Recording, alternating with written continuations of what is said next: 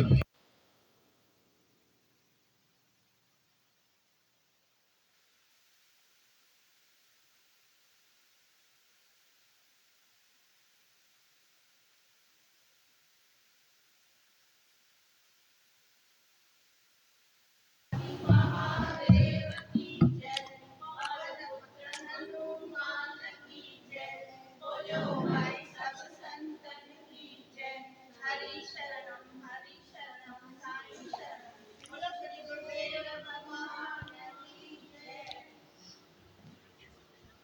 जय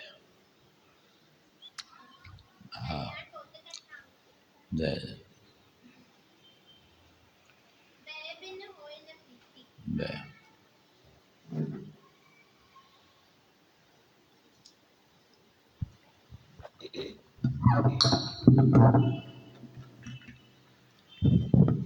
जय। दया बिन होए न प्रीति।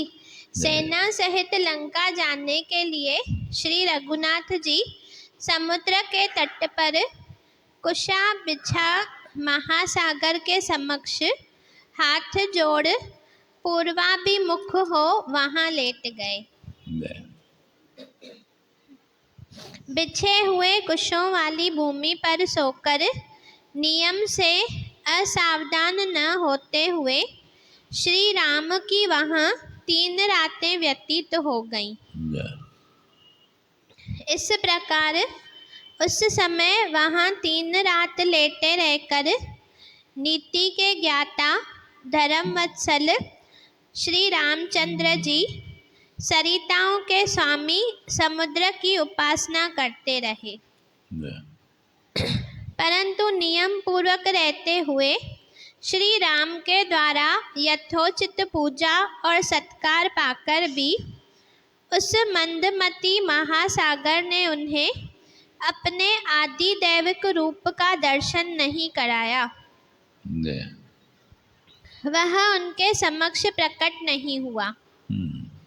तब अरुण नेत्र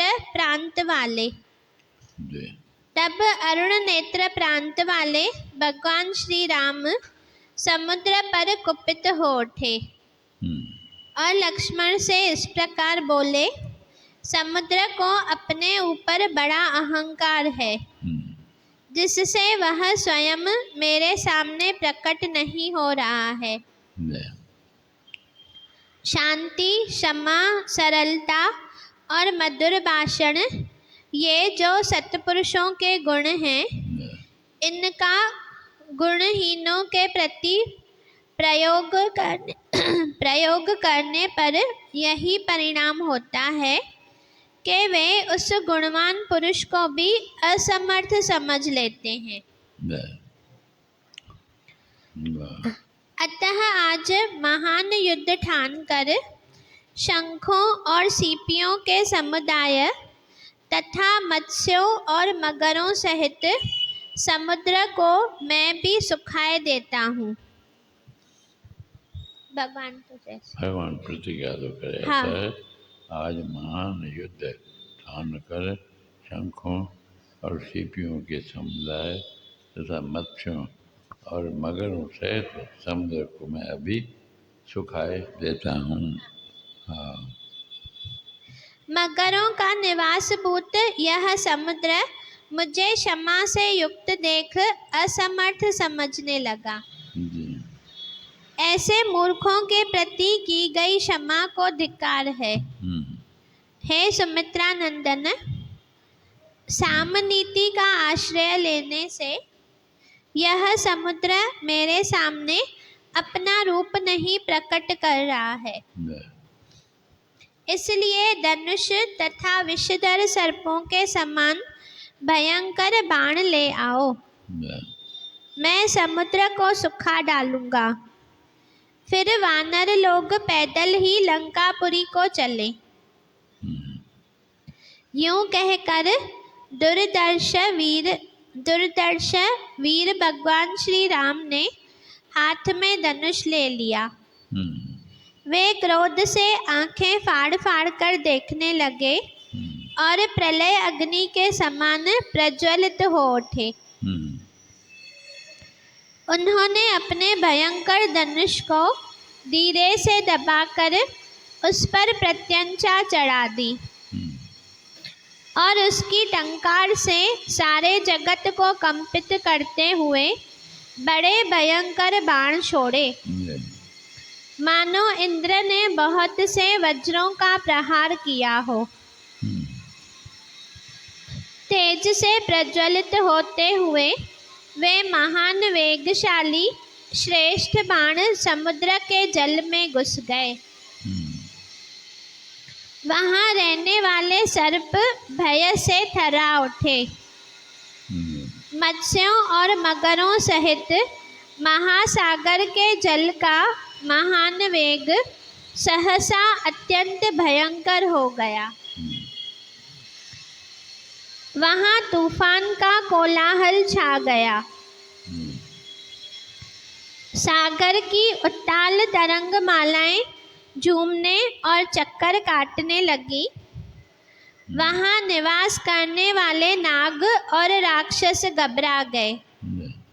बड़े बड़े ग्राह ऊपर को उछलने लगे तथा वरुण के निवास भूत उस समुद्र में सब और भारी कोलाहल मच गया।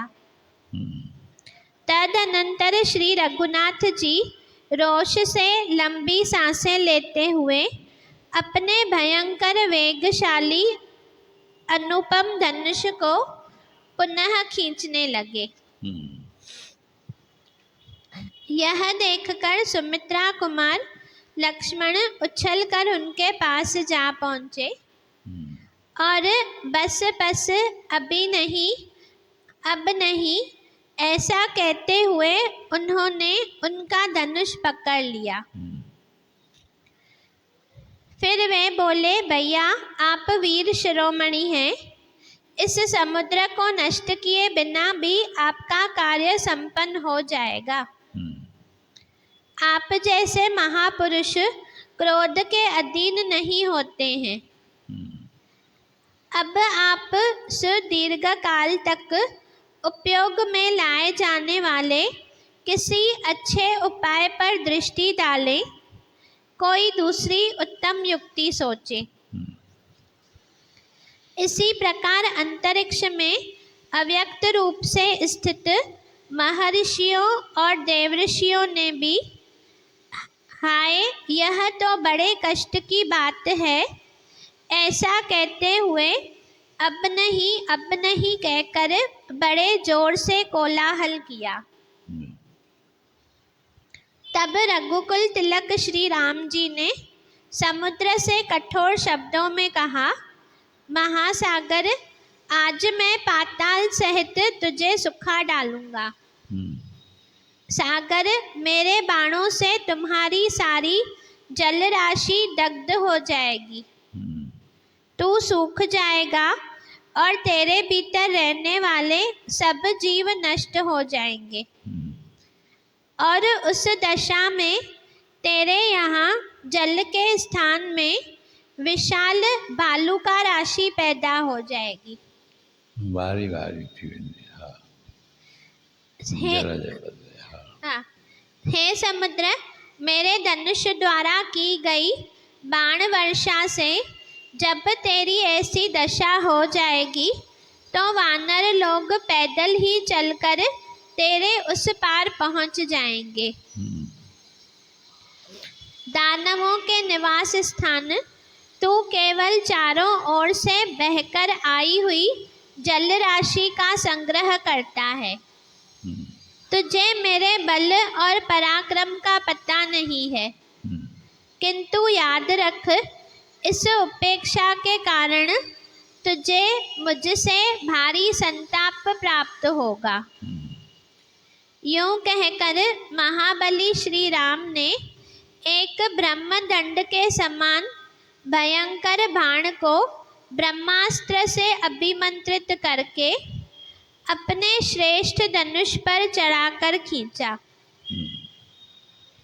श्री रघुनाथ जी के द्वारा सहसा उस धनुष के खींचे जाते ही पृथ्वी और आकाश मानो फटने लगे और पर्वत डगमगा उठे। उस समय आकाश में महान वेगशाली विशाल वज्र भारी गड़गड़ाहट के साथ टकराकर वैद्युत अग्नि की वर्षा करने लगे। जो प्राणी दिखाई दे रहे थे और जो नहीं दिखाई देते थे, वे सब बिजली की कड़क के समान भयंकर शब्द करने लगे। उनमें से कितने ही अभिभूत होकर धराशायी हो गए, कितने ही भयभीत और उद्विग्न हो उठे, कोई व्यथा से व्याकुल हो गए और कितने ही भय के मारे जड़वत हो गए।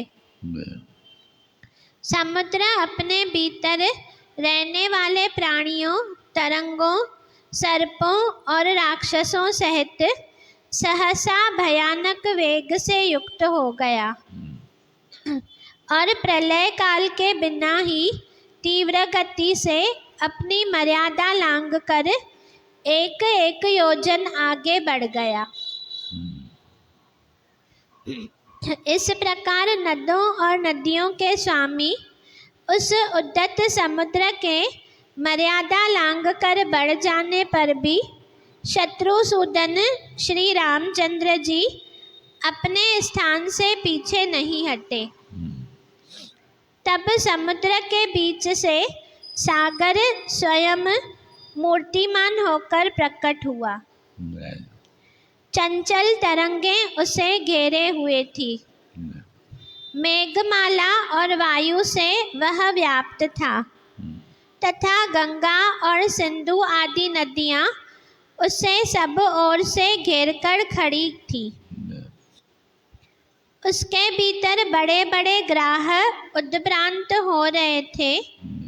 नाग और राक्षस घबराए हुए थे।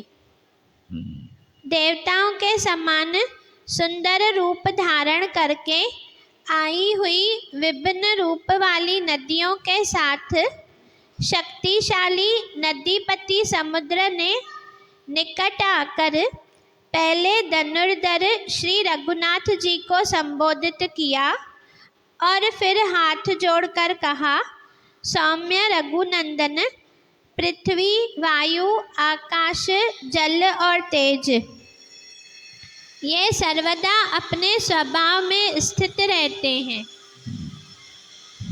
अपने सनातन मार्ग को कभी नहीं छोड़ते, सदा उसी के आश्रित रहते हैं।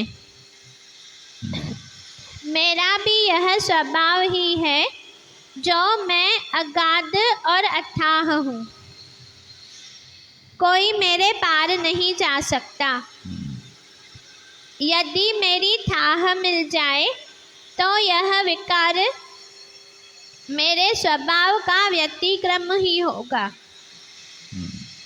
इसलिए मैं आपसे पार होने का उपाय बताता हूँ।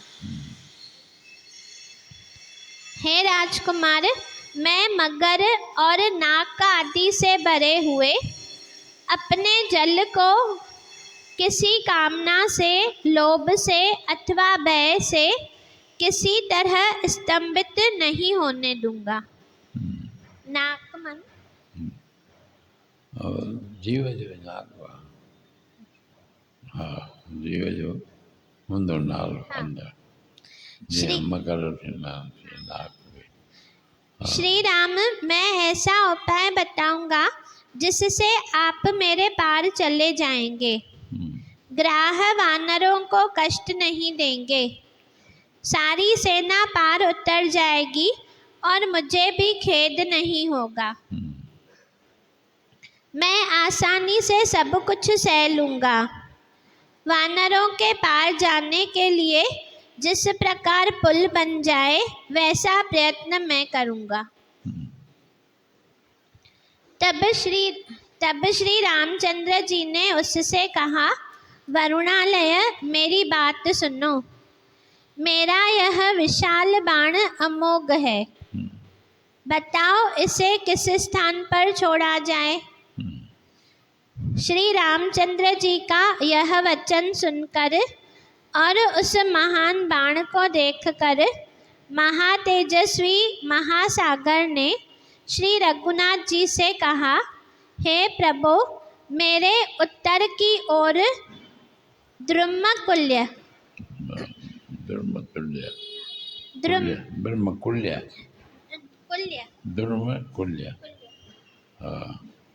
नाम से विख्यात एक बड़ा ही पवित्र देश है। हाँ, मेरे उत्तर की ओर द्रुमकुल्य नाम से विख्यात एक बड़ा ही पवित्र देश है। वहाँ आबीर आदि जातियों के बहुत से मनुष्य निवास करते हैं। आबीर माने ये मछुआरा वगैरह है ना। हाँ, आदिवासी समझो वाले मोटे रूप में। हाँ, या गाय में चालने वाला आबीर। हाँ, जिनके रूप और कर्म बड़े ही भयानक हैं। हाँ, वे सबके सब पापी और लुटेरे हैं। वे लोग मेरा जल पीते हैं। उन पापाचारियों का स्पर्श मुझे प्राप्त होता रहता है। इस पाप को मैं नहीं सह सकता। हे श्री राम, आप अपने इस उत्तम बाण को वहीं सफल कीजिए। महामना समुद्र का यह वचन सुनकर सागर के दिखाए अनुसार उसी देश में श्री रामचंद्र जी ने वह अत्यंत प्रज्वलित बाण छोड़ दिया। वह वज्र और अश्नि के समान तेजस्वी बाण जिस स्थान पर गिरा था, वह स्थान उस बाण के कारण ही पृथ्वी के दुर्गम मरुभूमि के नाम से प्रसिद्ध हुआ। मरुभूमि राजस्थान के। हाँ, उस समय वहाँ भूमि के विदीर्ण होने का भयंकर शब्द सुनाई पड़ा। उस बाण को गिराकर वहाँ के भूतल की कुक्षी में या तालाब पोखरे आदि में वर्तमान जल को श्री राम ने सुखा दिया। तब से वह स्थान तीनों लोकों में मरुकांतार के नाम से ही विख्यात है।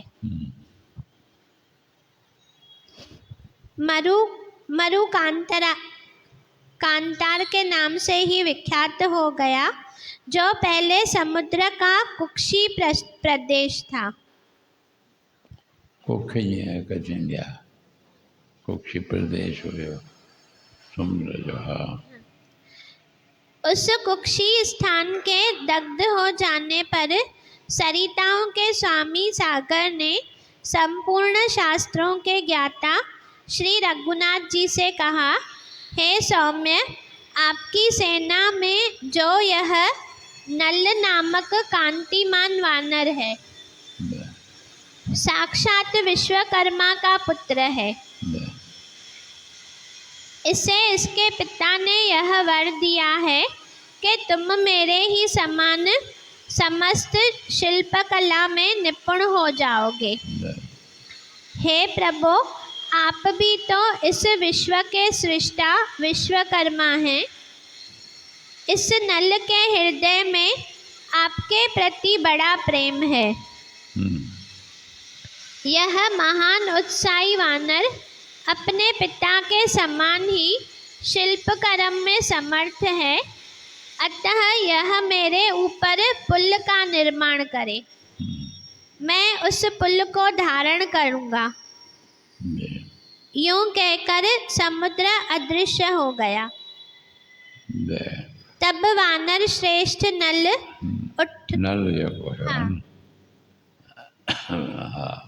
तब वानर श्रेष्ठ नल उठकर महाबली भगवान श्री राम से बोला, हे प्रभु, मैं पिता की दी हुई शक्ति को पाकर इस विस्तृत समुद्र पर सेतु का निर्माण करूँगा। अच्छा। महासागर ने ठीक कहा। संसार में पुरुष के लिए अकृतज्ञों के प्रति दंड नीति का प्रयोग ही सबसे बड़ा अर्थ साधक है। संसार में पुरुष के लिए अकृतज्ञों के प्रति दंड नीति का प्रयोग ही सबसे बड़ा अर्थ साधक है, ऐसा मेरा विश्वास है। वैसे लोगों के प्रति क्षमा, सांत्वना और दान नीति के प्रयोग को धिक्कार है। इस भयानक समुद्र को राजा सगर के पुत्रों ने ही बढ़ाया है, फिर भी इसने कृतज्ञता से नहीं, दंड के भय से ही सेतु कर्म देखने की इच्छा मन में लाकर श्री रघुनाथ जी को अपनी थाह दी है। दंड के भय से ही सेतु कर्म देखने की इच्छा मन में लाकर श्री रघुनाथ जी को अपनी थाह दी है। कहीं न समुद्र मन कृतज्ञता प्रकट न कहीं पर भवय कारण न के बताई स्वयं सेतु निर्माण कर। कृतज्ञता से नहीं, दंड के भय से ही सेतु कर्म देखने की इच्छा मन में लाकर श्री रघुनाथ जी को अपनी थाह दी है। ठीक है, ये वाल्मीकि रामायण में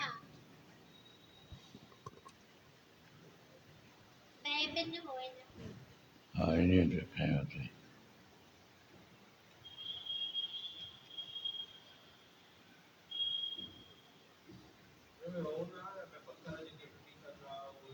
जी फिर बस पाए बताई से भाई खाए सफल हो ना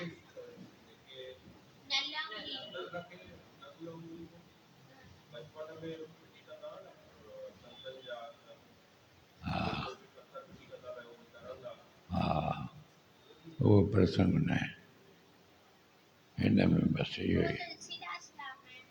हाँ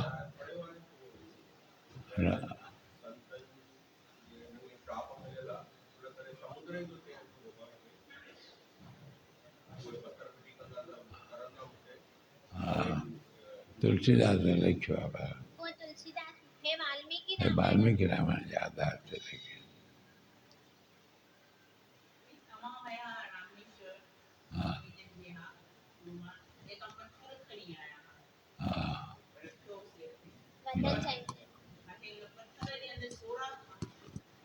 हाँ तरी हल्को आना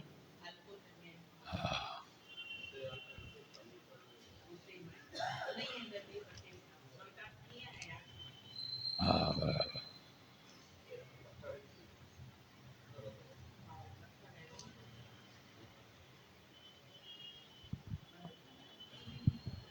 और क्या राधे हरे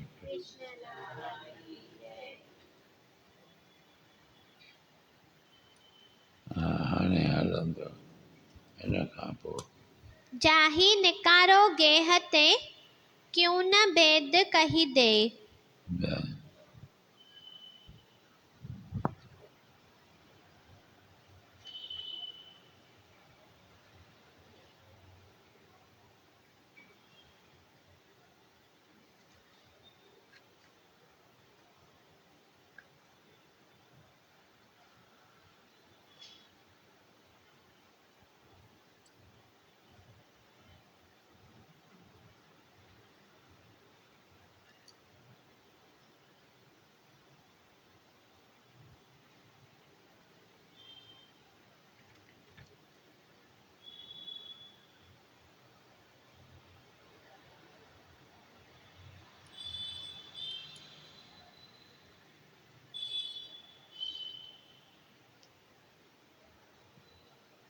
जाए नकारो गेह ते क्यों न भेद कही दे। जंहिंखे घर मां कढंदा उहो छो न भेद ज़ाहिर कंदो। जंहिंजे घर का भेद लंका ठाहे ओड़ी ढंग जो आहे। जाए नकारो गेह से क्यों न भेद कहे दे। ये भी सुठो आहे ॾाढो, लॻे थो सुठो लेख आहे। ॿुधो हिन में लिखे थो पहिरीं 65 में कुंभकर्ण सहित अनेक राक्षस सेनापतियों का वध हो जाने पर इंद्रजीत यानी मेघनाद ने युद्ध भूमि में मायामयी सीता का वध कर दिया। मायामयी सीता ठाहीं उनजो वध कयईं। मेघनाद हिते ॾेखारे थो फोटू में।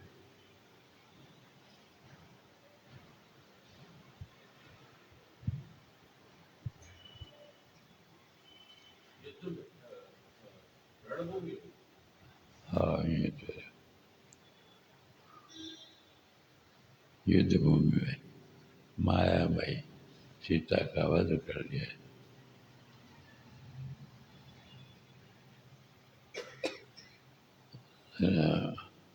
इससे सारा राम दल शोक संतप्त हो उठा और स्वयं श्री राम भी मूर्छित हो गए।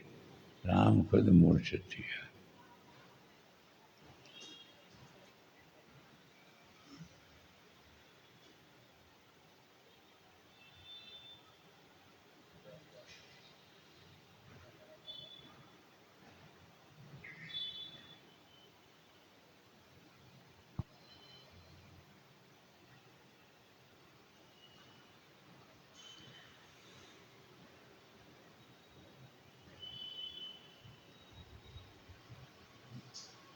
मूर्छिया राम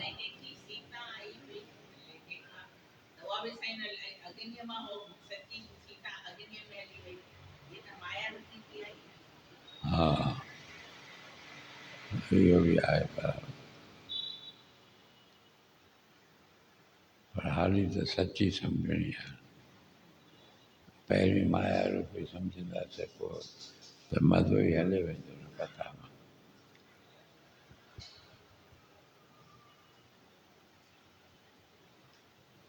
भले न खुली आहे तरी बि उहा ताक़त वारी आहे। हीअ हिन पंहिंजे माया मां ठाही आहे जेका मारी अथई। हाँ हीअ पंहिंजी माया मां हिन ठाही आहे मेघनाथ जंहिंखे मारियईं। ऐं हूअ त वरी बि कुझु हुई न। हा हुनखे वरी बि कुझु न कुझु हुई न शक्ति साया में माया हुई भले तॾहिं बि शक्तिशाली हुई। मानव लीला करणी हुनखे त सचुपचु पई लॻंदी ॼाण। जी हाँ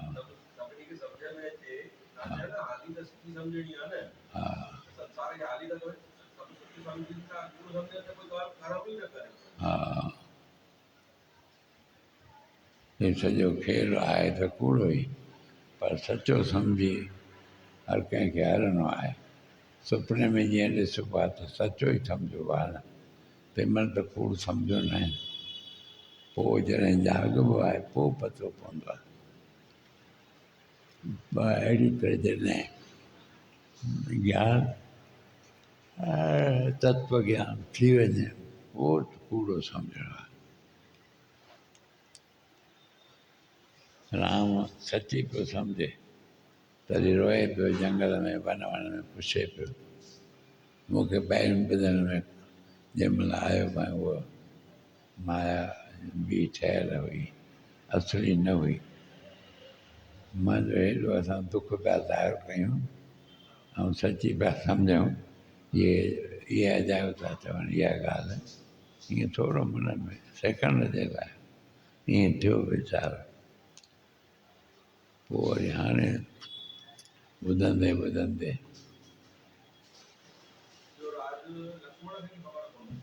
हा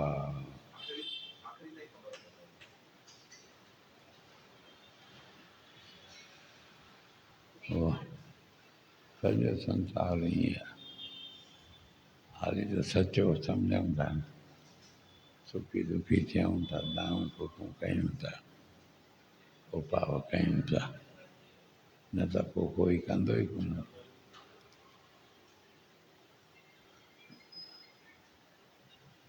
कूड़ राजा कूड़ प्रजा कूड़ बैसंता, ईअं कुझु बाणी ईंदी आहे गुरू ग्रंथ साहिब में। आहे त सॼो कूड़ ई कूड़, पर कूड़ खे कूड़ सम्झो त उहो कमु न हलंदो। हाल फ़िलहाल त थोरी देरि जे लाइ सचो सम्झणो आहे, तॾहिं त पाठ अदा करे सघूं, कुझु कमु करे सघूं।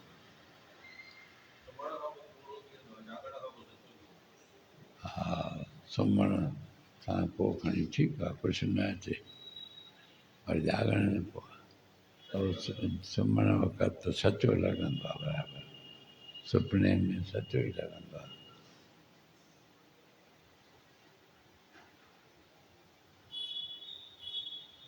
बेअंत आहे भॻवान जी लीला, कुझु बि चई नथो।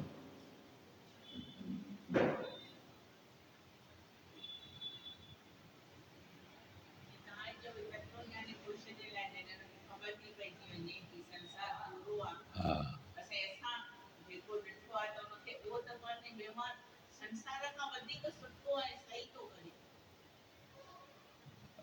हा, हाणे माना उहो बि हाणे जॾहिं तोखे थोरो ज्ञान थियो आहे तॾहिं तो महसूसु थिए। हा, उहो भॻवानु थो थिए। हा,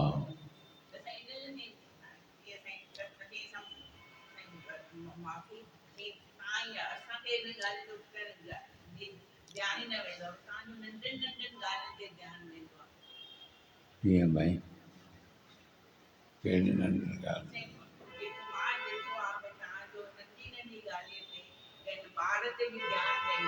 हा,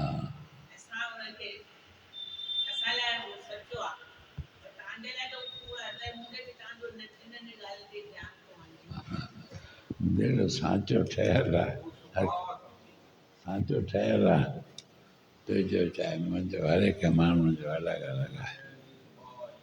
हा, इन करके उहो सुभाउ जे वस आहे।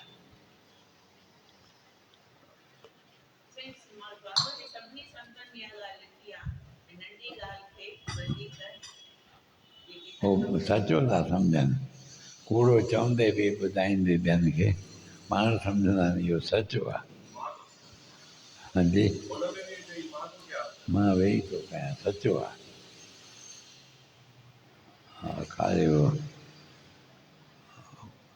ॿियनि खे ॿुधाईंदा भले कूड़ो आहे, सम्झाईंदा, सिद्ध कंदा सभु कुझु, पर अंदरि हूंदो त ख़ुदि भॻवानु ई आहे। प्रभु में निज निज प्रभु में देखें, कंहिंसां न करें विरोध, पोइ कंहिंसां विरोध कनि, जॾहिं भॻवान जो ई सभु रूप आहे।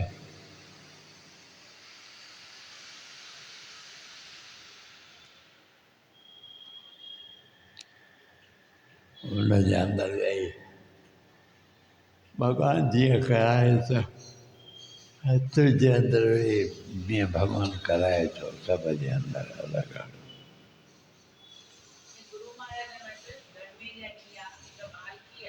हा,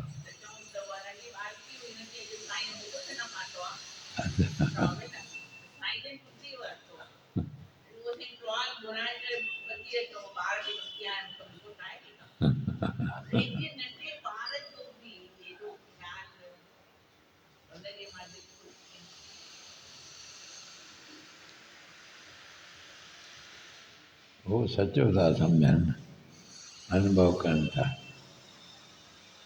ईअं चवण में चवनि था कूड़ो आहे, सिद्ध बि कंदा शास्त्रनि जे आधार ते जीअं आहे। त राम बि त ईअं ई कंदो हो न, ॿाहिरीं लीला त जीअं माण्हू कंदो आहे तीअं कंदो हो, लेखा न ॾींदो, छो जो हुनखे लीला करणी मानव जी। अहिड़ी त संतनि जे अंदरि वेही बि उहो भॻवानु ई मानव लीला करे थो, ईअं सम्झजे।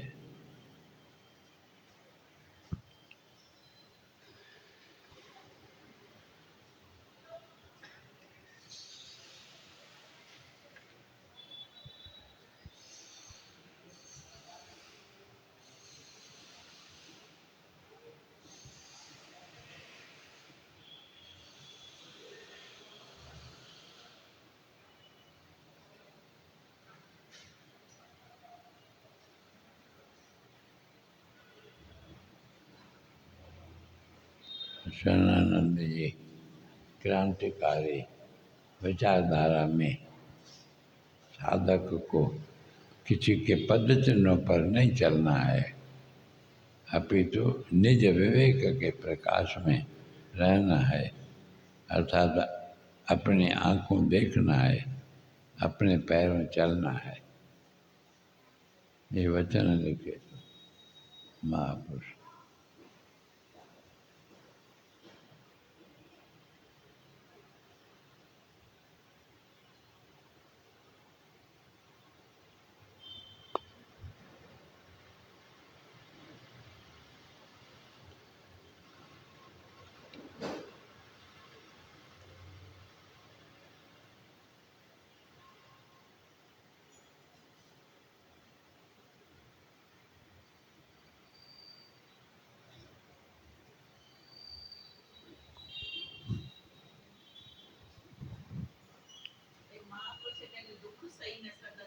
हाँ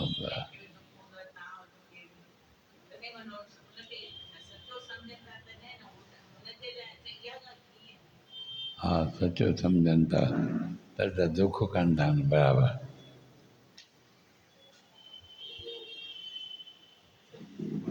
हाँ आवाज क्या है? कथा विसर्जन होता है भगवान वहाँ